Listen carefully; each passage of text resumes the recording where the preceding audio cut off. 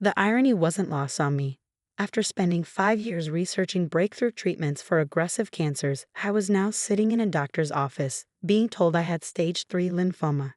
"We need to start treatment immediately, Dr. Chen," my oncologist said, her voice gentle but firm. "The next few months will be crucial." I nodded, my mind already racing through calculations and research protocols. My work at Meridian Pharmaceuticals had been leading to something big, a new treatment approach that could revolutionize cancer therapy. I was close to a breakthrough, I could feel it. The next morning, I walked into Meridian's research facility like any other day. My team was already there, running tests and analyzing data. They didn't know about my diagnosis yet. Nobody did, except my husband Mike. Dr. Chen. Sarah, my research assistant, rushed over with excitement. "The latest trial results are incredible. The modified compound is showing an 87% success rate in the lab mice." I reviewed the data, my hands trembling slightly. This was it, the breakthrough we'd been working toward. The treatment protocol I'd designed was working better than we dared hope. But something felt off. There were too many side glances from senior management, too many whispered conversations that stopped when I entered the room. Later that afternoon, my boss, James Morrison, called me into his office. He was sitting behind his massive desk, looking every bit the corporate shark in his expensive suit. "Ah, Dr. Chen," he said, not bothering to look up from his computer. "Please, sit down." I sat, noticing the HR representative lurking in the corner. My stomach dropped. "We've been reviewing the department's performance," James began, his voice oddly cheerful, "and we've decided to make some changes." "Changes?" I asked, though I already knew what was coming. He slid a folder across the desk. "Your services are no longer required at Meridian Pharmaceuticals." I stared at the termination papers, my mind racing. "You're firing me? Now, when we're on the verge of a breakthrough?" "Ah yes, the research," James smiled, but it didn't reach his eyes. "All your work belongs to Meridian, of course. As per your contract, any discoveries or developments made during your employment are company property." The room seemed to spin. They were taking everything, my job, my research, my chance at the very treatment that might save my life. "Why?" I managed to ask. "Budget cuts," he shrugged, but I saw the gleam in his eyes. "Though between us, your recent distraction hasn't gone unnoticed.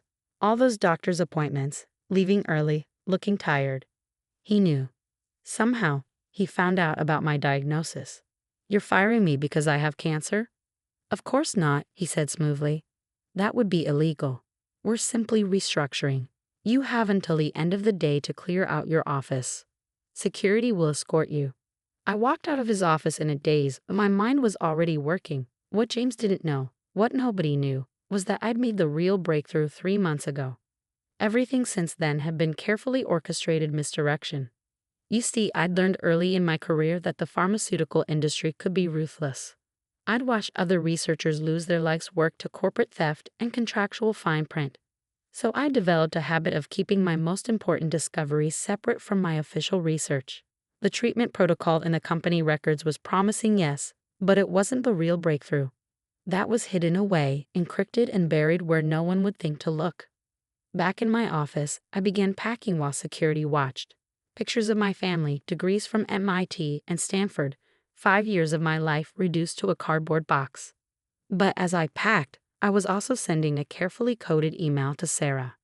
"Follow Protocol 0, it read, she would understand." Protocol 0 was something I'd established when I first hired Sarah. A contingency plan for exactly this type of situation. While I cleared out my office, she would be quietly backing up certain files, removing specific notes from the system, and preparing for what came next. That evening, I sat in my home office, surrounded by research notes only I could fully understand. My official work computer was company property, wiped clean as required. But my real work, my true breakthrough, was safe. I opened my personal laptop and began to type, "Patent application for novel cancer treatment protocol." James thought he'd won, thought he'd stolen my life's work just when I needed it most. But he was about to learn a valuable lesson about underestimating desperate people, especially desperate people with PGs and backup plans. The next 3 months were a blur of chemotherapy sessions and patent applications. While my body fought the cancer, my mind stayed focused on protecting my research.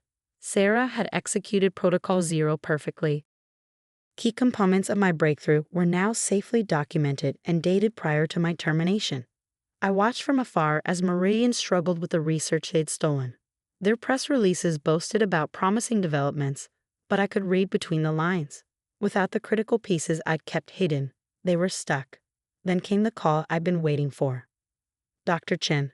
The voice belonged to Diana Roberts, head of research at Genesis Biotech, Meridian's biggest competitor. We've reviewed your patent application. Would you be interested in meeting to discuss a potential collaboration? 1 week later, I sat in Genesis's boardroom, my patent documentation spread across the table. I'd lost weight from the chemo, but I deliberately scheduled this meeting for a good week in my treatment cycle. I needed to be sharp. This is remarkable, Diana said, reviewing my research, and you can prove this was developed prior to your termination from Meridian. I nodded, pulling out more documents. Everything is dated and authenticated. Additionally, I have evidence that Meridian terminated me after learning of my cancer diagnosis, which, as you noted, is illegal. They're already promoting their version of this research, Diana frowned. Their incomplete version, I corrected. They have maybe 60% of the protocol. Without the key components I've patented, their treatment will never work effectively. The meeting lasted hours. By the end, we had an agreement. Genesis would fund the completion of my research, with me leading the project. The salary they offered was triple what I'd made at Meridian. But the best part came 2 weeks later. I was in my new lab at Genesis when Sarah texted me, "Turn on Channel 7 now." The news headline made me smile. Meridian Pharmaceuticals stock plummets amid patent infringement allegations. James Morrison's face filled the screen as reporters shouted questions. "Mr. Morrison, how do you respond to allegations that Meridian stole research from a terminated employee? Is it true she was fired after being diagnosed with cancer?" The company's stock dropped 40% that day. Their investors were panicking, their board was calling for investigations, and James Morrison's perfect world was crumbling. That evening he called me. "Let's be reasonable," he said, his smooth confidence replaced by desperate negotiation. "We can work something out." "Like you worked something out when you fired me?" I asked calmly. "When you tried to steal my research right after my cancer diagnosis." "I can get you your job back," he'd offered. "Better salary, full benefits, complete control of your research team." "No thank you," I replied. "I'm happy at Genesis. By the way, how's the research going? Having trouble making it work?"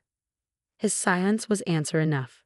6 months later, I sat in my oncologist's office, receiving very different news from my first visit. "The cancer is in remission," she said, smiling. "The treatment protocol you developed, the one Genesis is now producing, it worked perfectly." I touched the port in my chest where I'd received my own medicine. The treatment I developed, hidden and protected. The treatment that was now helping thousands of other cancer patients. Meridian eventually settled our patent dispute out of court. The settlement was substantial, but more importantly, it came with a public admission of wrongdoing. James Morrison was forced to resign. Yesterday, I received a letter from a cancer patient who'd received my treatment protocol. "Thank you for not giving up," she wrote. "Thank you for fighting, both the cancer and the people who tried to stop you." I placed her letter in my office, next to my framed patent documentation. Sarah, now my research director at Genesis, had helped me create a display of our journey. The termination notice from Meridian, the patent applications, the successful trial results, and finally, my own clean bill of health. This morning, I passed James Morrison on the street. He's working at a much smaller pharmaceutical company now, his reputation in tatters. He avoided my eyes, hurrying past like he'd seen a ghost. In a way, he had. I was supposed to be a cautionary tale, the researcher who lost everything to cancer and corporate greed. Instead, I became something else. Proof that sometimes the best revenge isn't just surviving, but thriving. My team at Genesis is now working on new treatment protocols. We recently hired a young researcher who'd been wrongfully terminated from another company. I'm teaching her about Protocol Zero, how to protect herself and her work. Because in this industry, you never know when you'll need a backup plan. Sarah stopped by my office late last night as I was reviewing new research data. "Do you ever regret not just giving Meridian everything?" she asked. "Might have been easier." I showed her the latest patient recovery statistics. thousands of people now receiving successful treatment through the protocol we protected. The easy path isn't always the right one, I said. Sometimes you have to fight, not just for yourself, but for everyone who comes after you. She nodded, understanding. We both knew that somewhere, in a secure location, Protocol Zero was already in place for our new research. Just in case. Because the best scientists know, always keep your breakthroughs close and your backup plans closer.